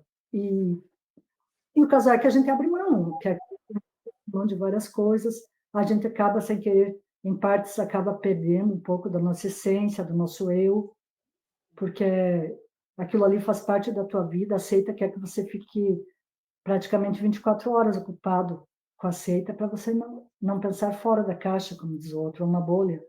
Então, aquela é a reunião, é preparar a reunião, é preparar campo, reunião, no começo era 3 vezes por semana, depois passou 2 vezes por semana, mas enfim, aquelas reuniões de pregação todo fim de semana, durante a semana, no caso dos pioneiros, e, e a assembleia, congresso, e eu vendo essas coisas que eu não concordava, e vendo essas hipocrisias, essas coisas, né, de barba, desses déficits dessas assembleias, congressos, comecei a assistir de 2018 para cá, 2019, assistir canais. Eu nunca imaginava que eu fosse começar a assistir canais que eles chamam apóstata, porque o apóstata para eles é o diabo, né? E aí eu comecei, vez por outra, a assistir algum vídeo do Osmanito, do Paulo Sávio, entende? E parecia aquilo ali fazer sentido, mas eu assistia em secreto, guardava aquilo comigo. Inclusive, lá em 2017, 2018, eu cheguei a assistir aquela onde o Geoffrey Jackson foi perante os tribunais lá da corte australiana. Não só ele, mas outras religiões e seitas também tiveram que ir, e ele quase que fugiu, mas conseguiu pegar ele para fazer aquelas perguntas. Eu assisti aquilo lá, durou um bom tempo, 1 hora e pouco, 2 horas, o promotor fazendo perguntas, e teve uma certa feita ali que ele disse que ele foi perguntar. Foram 3 horas, né, do depoimento dele. Umas 3 horas, Ademilson, eu acho, não lembro 3 agora. horas. Mas, desculpa, umas 3 horas mesmo. Teve uma certa hora ali que o promotor perguntou se o Geoffrey Jackson acreditava que a religião dele era verdadeira, e ele negou. Então, a gente vê como é hipócrita, né? Ele, como diz o outro, ele mijou na arvinha, ele se borrou de medo. E esse encobrimento desses crimes, porque isso é um crime, enfim. E como eu falei para ti, foi tudo cumulativo. Daí, aquela história lá, um pouco antes, lá em 2016, 2015, que lá da história dos cartões, das maquininhas de donativo, lá na máquina de crédito e débito nas assembleias, que eu não concordava com aquilo, porque eles criticavam tantas as outras religiões, estavam fazendo igual. Então, foi somando, fui perdendo alegria, e eu deixei do serviço de pioneira em 2015, 2016. Mas mesmo assim eu fui cada vez esfriando. Né? No caso, também eu deixei do serviço de pioneira para me dedicar mais para um trabalho secular, né? Como cuidadora de idosos. E eu já não estava mais sentindo também alegria naquele serviço, porque a gente eu acho que vai cansando e vai caindo a ficha aos poucos. E daí eu arrumei um trabalho secular como cuidadora de idosos, e sempre fui perdendo aquela alegria, ficava às vezes lá nas reuniões com o corpo ali, mas a mente lá longe. Aí, nesse meio tempo, acabou vindo, ali em 2020 veio essa pandemia, né? E daí, isso aí também foi um divisor de águas na vida de muitas pessoas, porque aí você fica mais tempo em casa, você tem mais acesso à internet, eles não querem que você acesse a internet, porque ali é uma fé tão fraca que ela cai como uma peça ali de jogos que cai como areia movediça, um castelo de areia, essa fé deles, porque se fosse algo verdadeiro, por que ia ter medo de você escrutinar, de você questionar aquilo? E na época da pandemia, aí era pelo Zoom, as reuniões, às vezes eu desligava, ou eu assistia com o Zoom desligado, daí só aparecia meu rostinho branco ali. Eu ia lá para um lado, ia lá para o outro, atender outras coisas, e só ficava ligado ali aquele microfone. E nesse meio tempo aí eu fui, dali mais um tempo, eu fiquei, em 2022, eu fiquei inativa de ver, sabe? Daí eu estava continuando assistindo os vídeos dos dissidentes. Aí conheci o canal do Adriano e outros dissidentes assistindo. O Edson Reis também foi um canal que me abriu bastante os olhos. E daí foi só ladeira abaixo, sabe? Daí, embora até acreditasse que ainda podia ter alguma coisa de verdade naquilo, ainda me culpava um pouco, mas mesmo assim eu fui. E um outro que me ajudou também foi o Valdir Camilo, eu até tive uma mentoria com ele, e me ajudou a criar coragem de romper com aquilo, entender que aquilo ali não tem nada a ver, sabe? É uma ilusão, infelizmente é uma ilusão muito. E descobrindo, Ademilson, o envolvimento deles com o que eles tanto criticavam, o espiritismo, o ocultismo, maçonaria, que eles tanto criticavam, eles têm envolvimento direto com essas coisas, até nas publicações. Eu era tão tapada, meninos, que tem uma publicação para crianças e para adolescentes, que tem aquela boneca diabólica Annabelle em 3 ou 4 capítulos, páginas daquele livro, Aprenda do Grande Instrutor. E você vê aquilo ali e na hora não te cai a ficha. E só depois que você consegue ver, entende? Então é uma coisa diabólica, realmente, isso aí. Isso aí deixa a pessoa alienada demais. Sobre nessa boneca aí, Annabelle, né, que está na revista, eu vi o vídeo do irmão, eu agora não lembro o nome desse irmão, que na verdade, né, ele já faleceu também, né, que ele teve Covid, né, aí por questão da Covid ele veio a óbito, né, ele veio a falecer. E ele explicando, né, tudo passo a passo, né, referente a essa questão da boneca Annabelle, né, na revista. Inclusive, eu assisti esse vídeo, né, achei ele bastante interessante. Aí eu publiquei esse vídeo aqui no meu canal também, né? Reagi ao vídeo, tenho aqui no meu canal. E realmente você vê, né, quão diabólico é, né? Como Exatamente. esse irmão falou, né? Tanta boneca, né, para eles colocar na revista, por que eles querem colocar justo a Annabelle?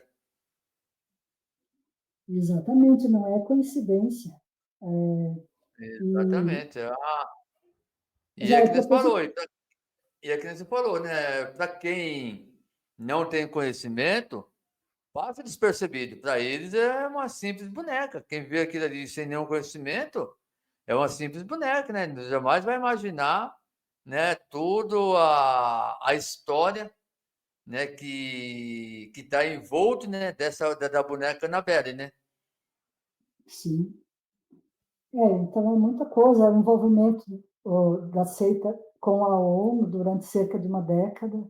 Hoje em dia a seita virou uma empresa, antes era uma empresa gráfica e uma empresa imobiliária, hoje ela está uma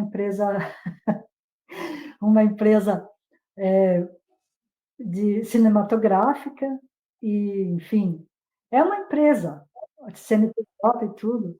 Então Uma empresa é muito turística, né? Empresa turística, né? Que faz, vende viagem, faz excursão. difícil. Eu Agora, assisti essa live lá no canal do Adriano. exatamente. Agora, por último, essa outra bomba é uma empresa turística. Então, as pessoas não despertam porque elas têm medo, porque é muita. E muitos despertos lá dentro, claro, eles têm a família, aí tem que ter um jogo de cintura, a gente não pode condená-los, mas é uma situação muito delicada para quem entra para essa seita, porque é reze para entrar e pague para sair, como um filme lá, sabe? É uma coisa e é difícil você sair de lá de maneira honrosa. Em outras religiões, os seitas, você pode entrar e sair.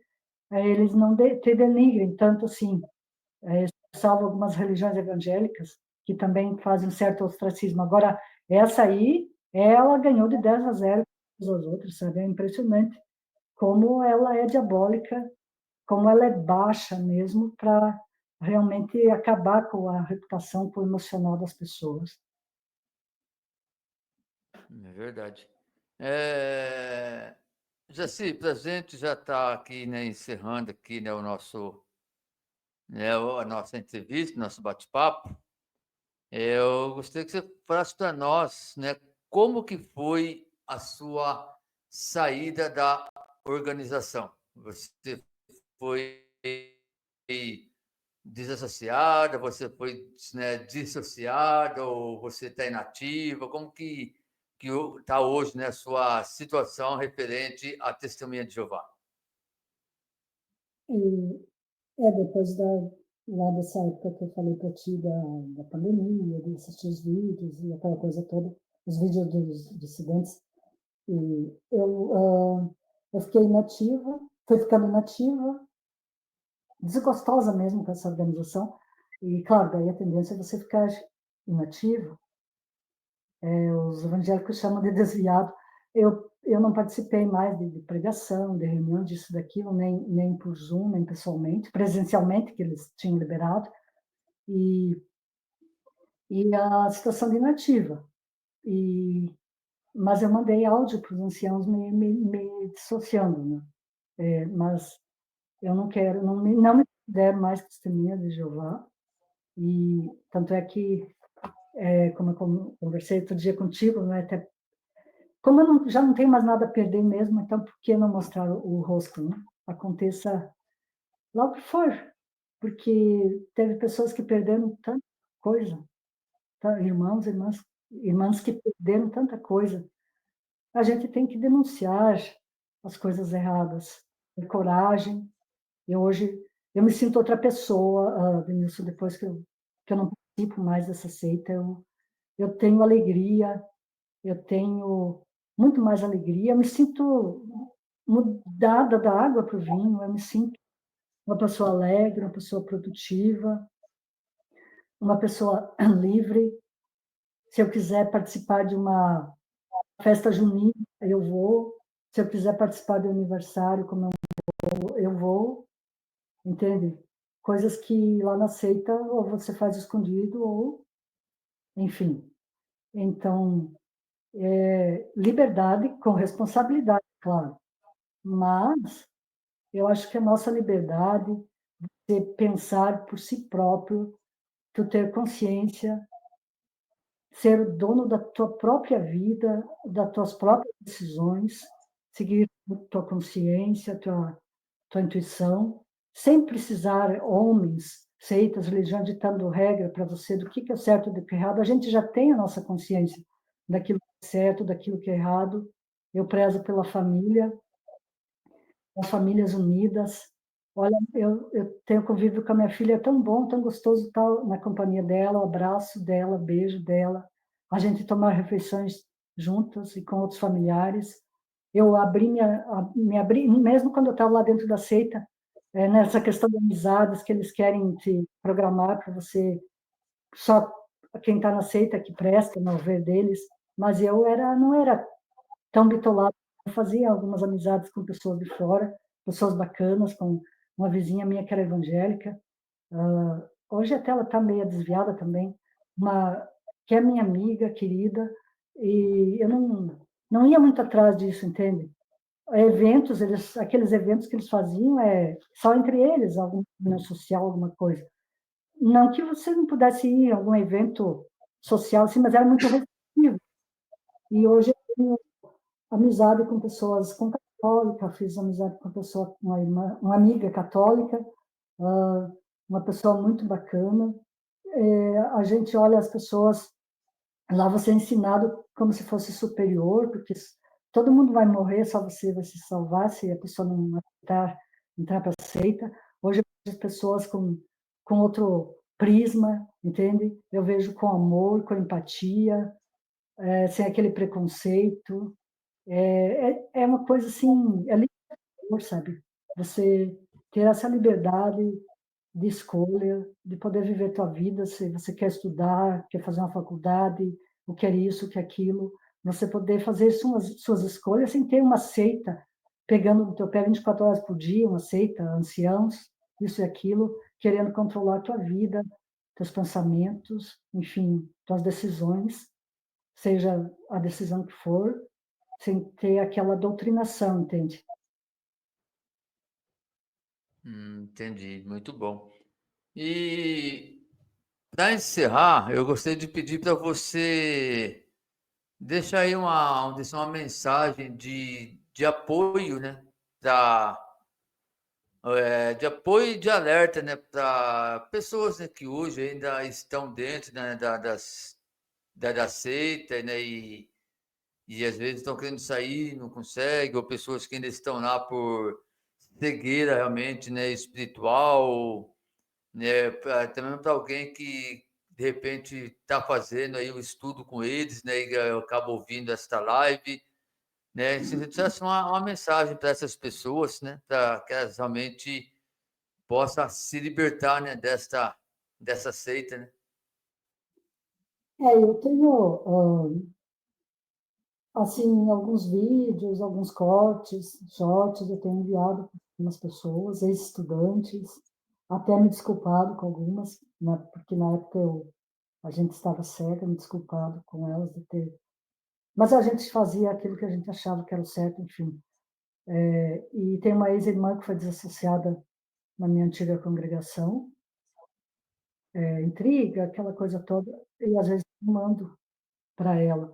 Para você ter ideia, os pais dela faleceram, o pai dela foi servo, ele tinha dificuldade, teve AVC, uma série de coisas, e os próprios irmãos de sangue dela são da seita, e quando o velhinho faleceu, quiseram ficar só eles com a herança, que ela não tivesse acesso à herança, que ela tinha direito como filha legítima, porque ela estava desassociada. Então, para você ver como é desumano. Pessoas, a seita Testemunhas de Jeová é uma fábrica de desumanizar as pessoas. Ela desumaniza o amor, a empatia, por causa da doutrinação, das regras, do medo, da culpa, entende? Do favoritismo, da parcialidade. E eu, então, envio, às vezes, alguns... ela, pelo que ela falou, ela não pretende voltar, mas é que ela se sente só e tal coisa. Agora tem essa fração do oi, por causa que a questão de não cumprimentar as pessoas está dando o que falar, porque processos daqui e dali, eles estão perdendo dinheiro, então eles modificaram agora com essa fração de dar um oi para os desassociados, mas só para convidar para ir lá na seita, ou se a pessoa vai lá, entra lá na igreja, lá na seita, daí eles dão um oi, então. E se você vê a pessoa na rua, não cumprimenta. Então, o que vem a ser isso? Então, é uma situação delicada. São dois pesos, duas medidas, mas para quem está lá dentro, está desperto, já tem os primos e tal. Mas a gente precisa entender que tem muitas pessoas, Adenilson, infelizmente, a maior parte das pessoas, seja no Brasil ou mundo afora, que tem famílias de sangue lá, tem os pais, avós, tem filhos, isso aqui, esposa não é sangue, mas é como se fosse uma só carne, enfim, é muito uma situação delicada, cada caso é um caso. Hoje os mais jovens estão também despertando mais cedo, hoje modificou muito a maneira como os ensinos. Antigamente as pessoas eram incentivadas a pesquisar publicações, e hoje já vem tudo mastigadinho, tudo mais fácil para as pessoas. Hoje muita coisa que as pessoas têm acesso a uma coisa muito básica, um conhecimento muito superficial, muito mimizento, uma coisa infantil. Tanto é que agora eu vou começar a estudar música para crianças, meu livro de histórias bíblicas. Os irmãos e irmãs são tratados como bebezinhos, como crianças e como gado. Tanto é que você vê no canal do Adriano, tem o berrante. São tratados como gado, para o abatedouro, para o matadouro. Então, essas pessoas que estão despertando lá dentro, que têm familiares lá, eu sugiro que vão com calma, tentando ajudar, de alguma forma, despertar aqueles que puderem ser despertados, para que a pessoa que já tem uma estrutura financeira, psicológica, ou que não tenha familiares lá dentro que consiga sair, é diferente de uma pessoa que tem família lá dentro, é uma situação completamente diferente, embora a doutrinação seja a mesma.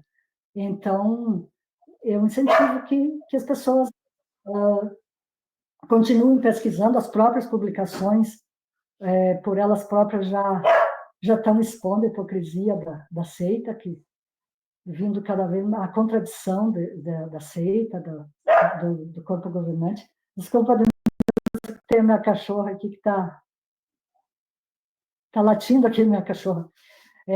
Então, incentivo que essas que estão despertos continuem pesquisando, se fortalecendo, independente da idade, da faixa etária, independente de ter nossos familiares lá dentro.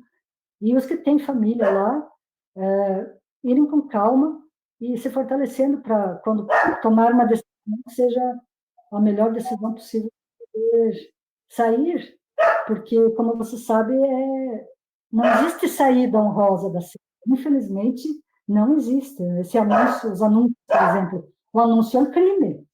É um crime perante a lei, a Constituição Federal, perante os direitos humanos e N coisas, a lei de proteção geral de dados, de ser anunciado o nome da pessoa. Porque a partir dali a pessoa ela está morta socialmente, ela é uma morta-viva, a maior parte. Tem muitos irmãos e irmãs que sofrem com esse ostracismo, esses irmãos que têm família de sangue lá dentro da seita. Muitos irmãos que a gente vê ali nos dissidentes. Então, eu incentivo que continuem adquirindo cada vez mais conhecimento, se fortalecendo cada vez mais, pesquisando, e para que, quando um dia tenha que sair, que possa sair de cabeça erguida, mesmo que, claro que isso vai trazer, obviamente, vai trazer transtornos a princípio, e claro, Adenilson, sem desconsiderar que casos e casos, às vezes a pessoa precisa de fazer terapia. Muitas pessoas, a gente sabe que uma terapia, psicoterapia, medicação talvez é importante, porque muitos saem de lá detonados, querendo dar de cabo de tudo, entende? Partir dessa para melhor, diante esse ostracismo que é uma chantagem emocional que faz para que a pessoa volte para continuarem lá dentro na doutrinação. Hoje poucas pessoas estão aceitando entrar a estudar, se batizar. A maioria das pessoas que estão lá dentro, familiares, pessoas só se batizam as pessoas que estão lá, os filhos lá, pessoas que estão lá dentro mesmo, que são pressionadas, entende? Então, ir com calma e procurar ajuda psicológica, se fortalecer cada vez mais. Tem muitos irmãos e irmãs que deram o seu sangue, o seu suor para essa empresa, para essa seita, abriram mão de carreira, de estudo, de casar com a pessoa, porque não era da fé, isso, aquilo.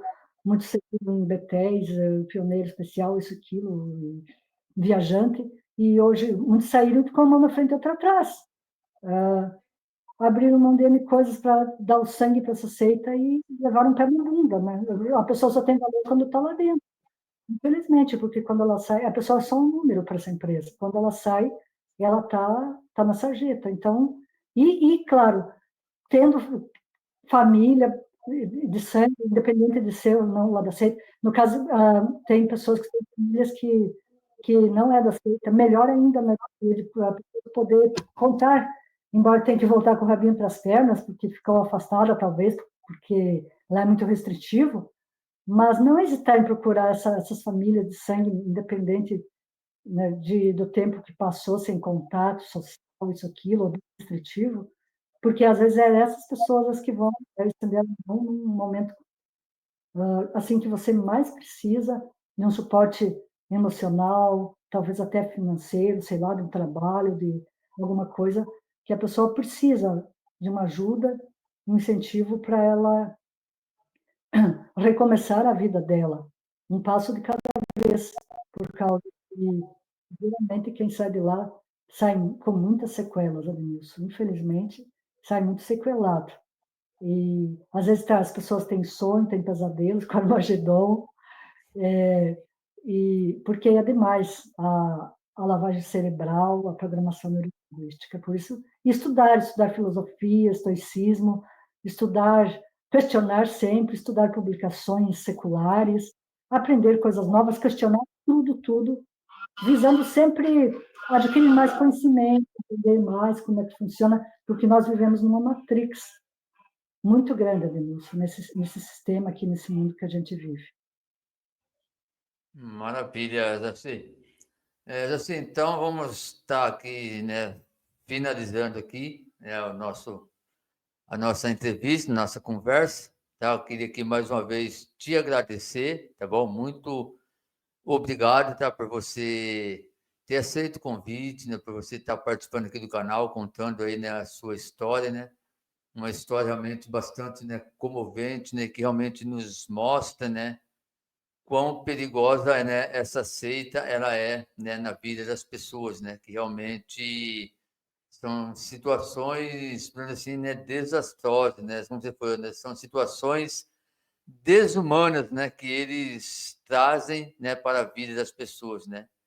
E assim, eu pude, né, ver aqui, né, mais uma, né, história, né, de superação, né, que graças a Deus você, né, conseguiu, né, superar, né, toda essa vida sua lá dentro, né, que foram 19 anos, né, e não são 19 dias, né, 19 meses, mas são 19 anos, né? E a gente sabe que quando a gente descobre a verdade, né, que todo esse tempo que você viveu, né, na mentira, no engano, realmente, né, existe aquele choque, né?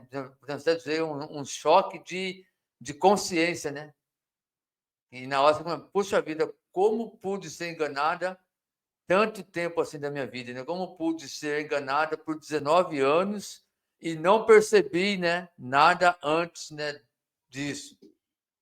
Então a É gente vê algo, realmente, é algo que dói a princípio, mas ao mesmo tempo é libertador. É libertador você sair de uma prisão sem muros, porque é uma prisão mental que eles fazem, que aceita falta com as pessoas. é realmente isso, né? Então, mais uma vez, tá, meu muito obrigado, que Deus abençoe grandemente a sua vida, tá bom? Foi um prazer muito grande, né? Uma alegria enorme, né? Eu poder ter recebido você aqui no canal, tá bom? Muito obrigado.